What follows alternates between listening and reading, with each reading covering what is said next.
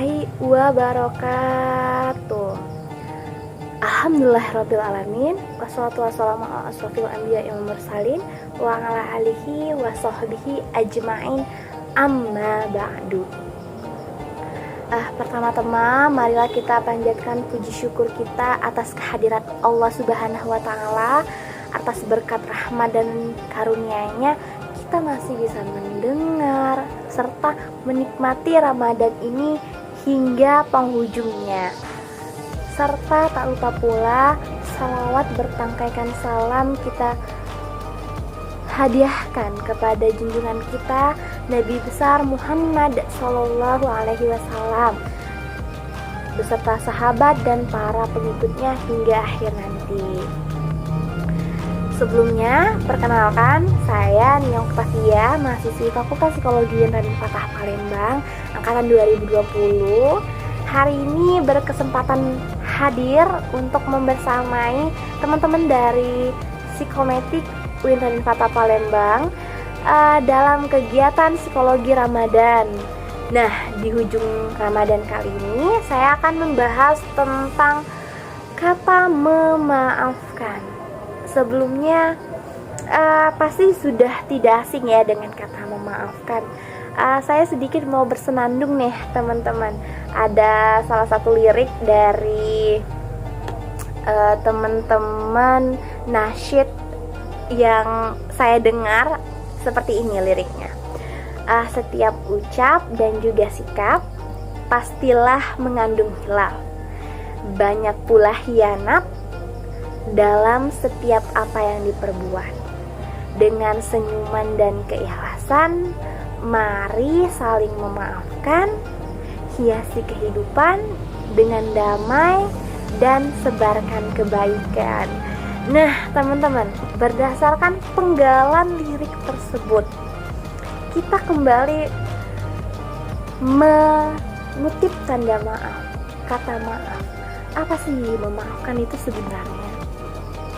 Dan kenapa kita harus memaafkan?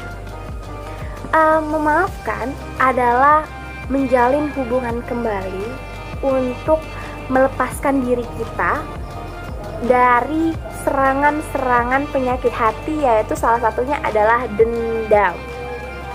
Nah, memaafkan adalah juga rangkaian kegiatan kemuliaan untuk kita sebagai manusia menjalani ketentraman di kehidupan ini, teman-teman. Ternyata apa sih sebenarnya hikmah dari memaafkan? Sampai orang-orang tuh ya udah deh, maafin aja. Kan dia juga ngomongnya cuma gitu. Nah, sebenarnya seperti yang sudah saya contohkan barusan, teman-teman. Ternyata tidak sedikit dari orang yang tidak mengetahui bahwa terkadang sebagai manusia kita pasti melakukan kesalahan, teman-teman. Kita pasti melakukan kesalahan yang kita tidak mengetahui sebenarnya apakah dari perbuatan ataukah ucapan kita, bahkan message yang kita kirimkan ke teman kita itu kita tidak tahu apakah itu menyinggung teman kita atau tidak sebenarnya. Nah, maka dari itu teman-teman, memaafkan itu adalah memerlukan waktu dan kelapangan hati nih, terutama untuk kita sendiri. Selain melepaskan diri kita dari penyakit hati yang namanya pendendam, kita juga bisa mendapatkan keridhaan dari Allah nih, teman-teman. Ternyata hal ini juga dipertegas nih di dalam Al-Quran, itu pada Quran surah Asy-Syu'ara ayat 40 nih, teman-teman. Bunyinya seperti ini. A'udzu billahi minasyaitonir rajim. Bismillahirrahmanirrahim. Wa jazaa'u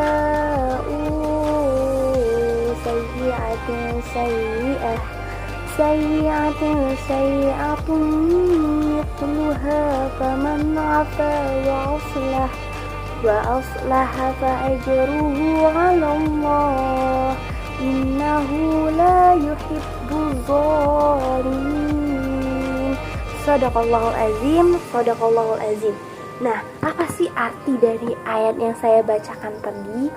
Nah, artinya itu adalah dan balasan suatu kejahatan adalah kejahatan yang setimpal, tetapi barang siapa yang memaafkan dan berbuat baik kepada orang yang berbuat jahat, maka pahalanya dari Allah.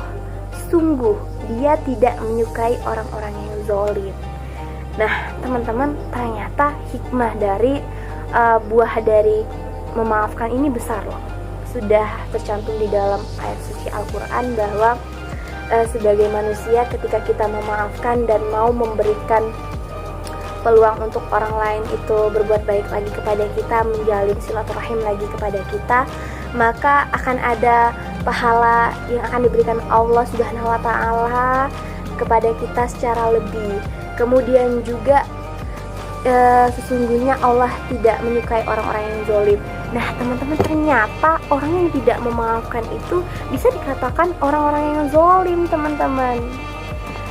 Ini juga sesuai dengan ayat Al-Quran tadi, karena sebagai manusia yang bertakwa hendaklah kita memberikan maaf dan memaafkan orang lain, karena sebagai manusia biasa kita tidak bisa nyaris sempurna ya teman-teman.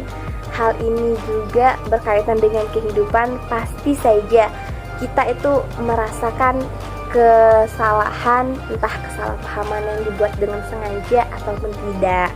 Nah, apa sih hikmah dari memaafkan ini selain dari Quran surah Asy-Syu'ara tadi, teman-teman?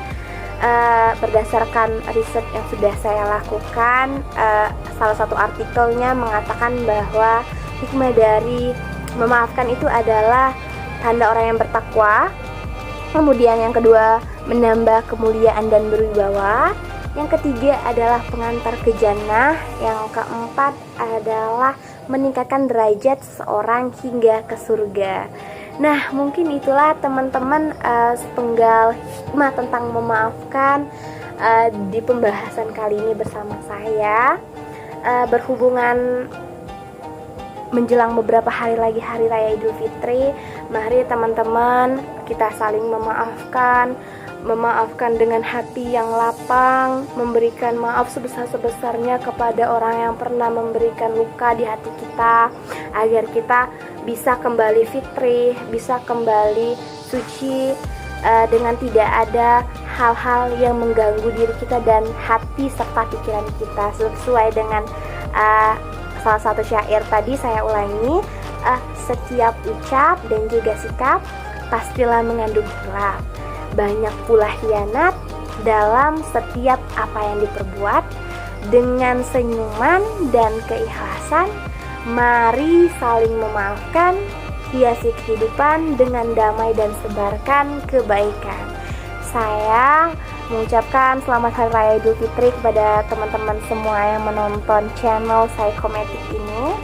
Semoga kita bisa memberikan maaf seluas-luasnya kepada setiap orang yang pernah melukai hati kita, serta selamat menjalani aktivitas seperti biasanya setelah kembali dari Hari yang Fitri. Wassalamualaikum warahmatullahi wabarakatuh.